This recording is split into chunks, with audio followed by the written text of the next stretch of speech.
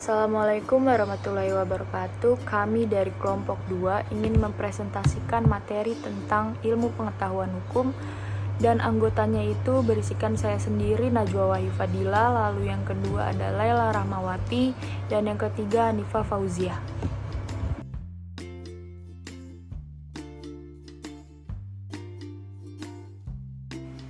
Ilmu pengertian hukum.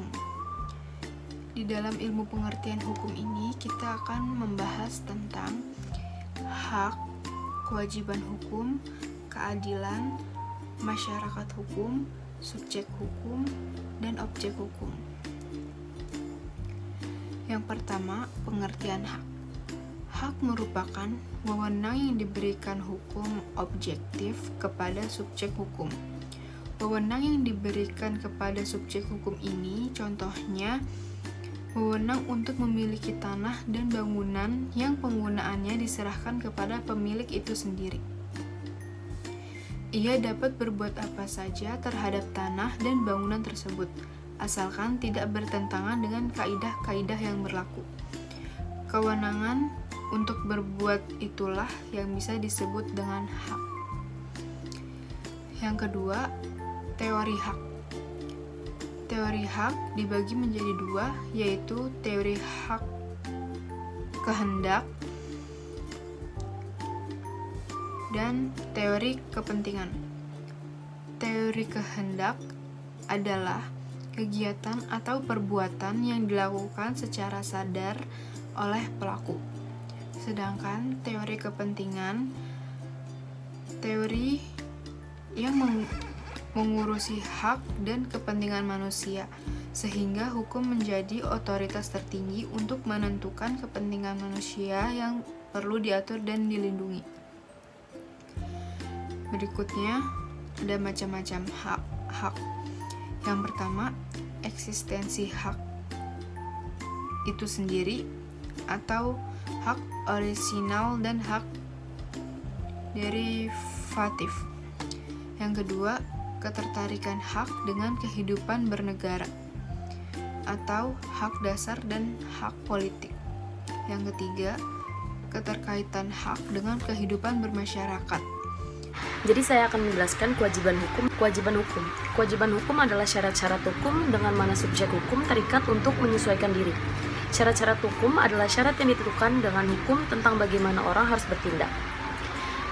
Berikutnya adalah pembahasan tentang kewajiban. Sederhananya, kewajiban adalah beban yang diberikan oleh hukum kepada orang atau badan hukum. Misalnya, kewajiban bagi seorang PNS untuk membayar pajak penghasilan sesuai dengan ketentuan perpajakan yang berlaku. Literatur lain mengatakan bahwa yang dinamakan kewajiban ialah suatu beban yang bersifat kontraktual. Kewajiban hukum merupakan pasangan terhadap hak di lain pihak. Jika satu pihak mengalami hak, maka pihak lain memiliki kewajiban. Hak dan kewajiban seperti dua sisi dari satu mata uang. Ada kewajiban hukum yang langsung ditunjukkan dalam rumusan peraturan. Contoh, rumusan pasal 1365 KUH Perdata langsung menunjukkan pada kewajiban hukum, yaitu pelaku perbuatan melawan hukum wajib mengganti kerugian yang disebabkan karena salahnya. Ada juga kewajiban hukum yang tersirat dalam suatu peraturan.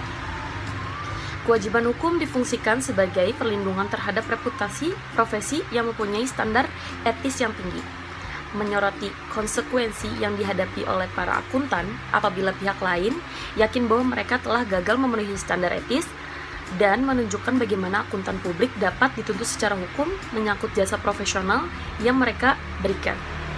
Kewajiban hukum dibedakan menjadi dua, yaitu searah atau relatif, yaitu hak dan kewajiban yang dimiliki oleh subjek hukum dan berlaku hanya subjek hukum tertentu. Contoh, perjanjian hutang piutang A dan B, maka B hanya melunasi utang A saja, dan A hanya menagih utang kepada B saja. Dengan siapa mereka mengadakan perjanjian. Jamak atau absolut, yaitu yang kedua, adalah hak yang dimiliki subjek hukum dan berlaku untuk semua. Contoh, hak memiliki, hak memungut pajak, hak suami istri, hak anak-anak, orang tua, hak kebendaan, dan hak imaterial dan sebagainya. Konsep-konsep hukum yang mempengaruhi kewajiban, yaitu konsep orang bijak, kewajiban atas bertindak pihak lain, tidak adanya komunikasi istimewa, syarat-syarat hukum yang mempengaruhi kewajiban akuntan publik, dan sumber-sumber kewajiban hukum. Selanjutnya, keadilan by Aristoteles. Yang pertama, teori etis. Tujuan hukum itu semata-mata untuk mewujudkan keadilan. Yang kedua, keadilan komutatif. Keadilan yang memberikan kepada tiap orang menurut jasanya. Dan yang ketiga, keadilan distributif. Keadilan distributif yaitu keadilan yang memberikan jatah kepada setiap orang yang sama banyaknya tanpa harus mengingat jasa-jasa perseorangan. Selanjutnya, masyarakat hukum. Masyarakat hukum adalah sekelompok orang yang berdiam dalam suatu wilayah tertentu, di mana dalam sekelompok tersebut berlaku rangkaian peraturan yang menjadi pedoman tingkah laku bagi setiap anggota kelompok dalam pergaulan hidup mereka. Peraturan itu dibuat oleh sekelompok itu sendiri dan berlaku bagi mereka sendiri. Pendapat lain menyatakan bahwa masyarakat hukum adalah himpunan berbagai kesatuan hukum, yaitu atau legal unity, yang satu sama lain terikat dalam satu hubungan yang teratur. Kesatuan hukum membentuk masyarakat hukum itu dapat berupa individu, kelompok, organisasi, atau badan hukum, negara, dan kesatuan-kesatuan lainnya. Sedangkan alat yang dipergunakan untuk mengatur hubungan antar kesatuan hukum itu disebut hukum, yaitu suatu kesatuan sistem hukum yang tersusun atas berbagai komponen. Pengertian ini merupakan refleksi dari kondisi objektif berbagai kelas masyarakat hukum yang secara hukum dapat diklasifikasikan atas 3 golongan utama, yaitu masyarakat sederhana dan masyarakat negara. Legal unity, himpunan berbagai kesatuan hukum yang satu sama lain terikat dalam suatu hubungan yang teratur. Kesatuan hukum membentuk masyarakat hukum itu dapat berupa individu, kelompok, organisasi atau badan hukum negara, dan kesatuan-kesatuan lainnya. Sedangkan alat yang digunakan untuk mengatur hubungan antara kesatuan hukum itu sendiri yaitu suatu kesatuan sistem hukum yang tersusun atas berbagai komponen. Materi yang selanjutnya yang akan kita bahas yaitu tentang subjek hukum. Apa dan siapa subjek hukum itu? Subjek hukum atau subjek fund and rights adalah pendukung hak, yaitu manusia atau badan. Menurut hukum berkuasa atau wewenang menjadi pendukung hak. Subjek hukum juga mempunyai kekuasaan untuk pendukung hak. Yang pertama, manusia dalam istilah Belanda. Manusia sebagai subjek hukum dikenal juga dengan naturlijk person. Istilah tersebut bertolak dari asumsi bahwa manusia secara alamiah atau kodrat naturlik adalah subjek hukum. Asumsi tersebut berlatar belakang pada teori hukum alam. Tiap manusia dipandang sebagai subjek hukum sejak lahir sampai meninggal dunia. Menurut pasal 2 ayat 1 KUHP, Perdata berisi tentang anak dalam kandungan wanita dianggap telah lahir setiap kali kepentingannya menghendaki.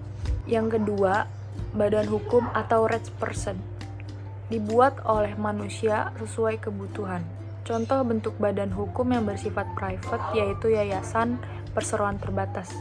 Sedangkan bentuk badan hukum yang bersifat publik yaitu BUMN, kementerian. Terdapat 4 teori yang digunakan sebagai syarat badan hukum menjadi subjek hukum. Yang pertama, teori fiktif atau rekayasa dan tidak nyata. Yang kedua, teori kekayaan bertujuan. Maksudnya badan hukum memiliki kekayaan yang terpisah dengan kekayaan pemilik maupun anggotanya. Yang ketiga, teori pemilikan. Hak dan kewajiban badan hukum terpisah dengan hak dan kewajiban pemilik maupun anggotanya. Yang terakhir, teori organ. Organ-organ di dalamnya yang menjalankan hak dan kewajiban. Lalu yang terakhir, objek hukum. Objek hukum ialah segala sesuatu yang berguna bagi subjek hukum dan dapat menjadi pokok suatu hubungan hukum yang dilakukan oleh para subjek hukum. Dalam bahasa hukum, objek hukum dapat disebut hak atau benda yang dapat dikuasai atau dimiliki subjek hukum. Terdapat 2 sifat objek hukum, yaitu material dan imaterial. Yang pertama, material berwujud nyata, misalnya laptop, motor, dan lain sebagainya. Sedangkan sifat objek hukum imaterial berupa sesuatu yang memiliki daya guna kebermanfaatan, misalnya listrik, pulsa, hak cipta, dan lain sebagainya.